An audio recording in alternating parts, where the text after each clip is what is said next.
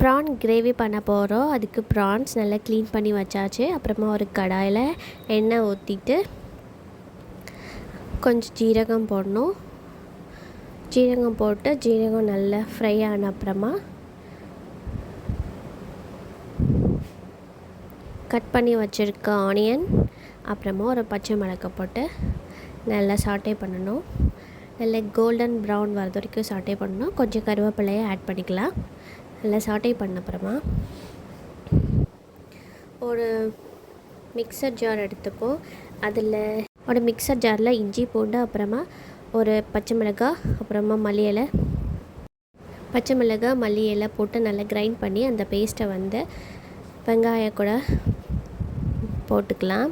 போட்டுட்டு நல்லா ஆயிலில் ரோஸ்ட் ஆகணும். இந்த பச்சை வாசனை போகிற வரைக்கும் நல்லா ஃப்ரை பண்ணிக்கலாம்.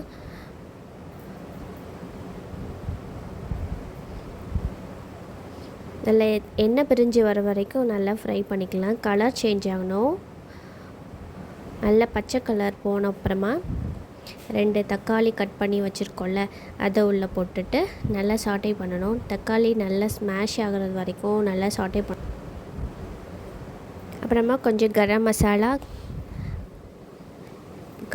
நம்ம தேவைக்கு போட்டுக்கலாம். அப்புறம் மல்லி பவுடர், அப்புறம் சில்லி பவுடர், அப்புறம் மஞ்சள் பவுடர், ஜீரக பவுடர் எல்லாம் போட்டு நல்லா மிக்ஸ் பண்ணிவிட்டு அப்புறமா நம்ம வாஷ் பண்ணி வச்சுருந்த ப்ரான்ஸை போட்டுடலாம்.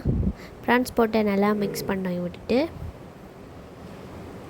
கொஞ்சம் தேவைக்கு கொஞ்சம் தண்ணி விட்டுக்கலாம். இல்லைன்னா அதுலேருந்தே தண்ணி நிறைய வரும். தண்ணி விட்ட பிறகு சால்ட்டு போட்டு நல்லா மிக்ஸ் பண்ணி கொடுத்துக்கலாம். சால்ட் போட்டு நல்லா மிக்ஸ் பண்ணி கொடுத்த அப்புறமா கொஞ்சம் வச்சு நல்லா திக்காகிற வரைக்கும் வெயிட் பண்ணணும். இப்போ பாருங்கள், நல்லா சூப்பராக எண்ணெய் பிரிஞ்சு வருது. அந்த டைமில் நம்ம பெப்பர் பவுடர் மேலே தூவிக்கலாம். பெப்பர் பவுடர் போட்ட அப்புறமா கட் பண்ணி வச்சுருக்க மல்லி இலையை போட்டுடலாம்.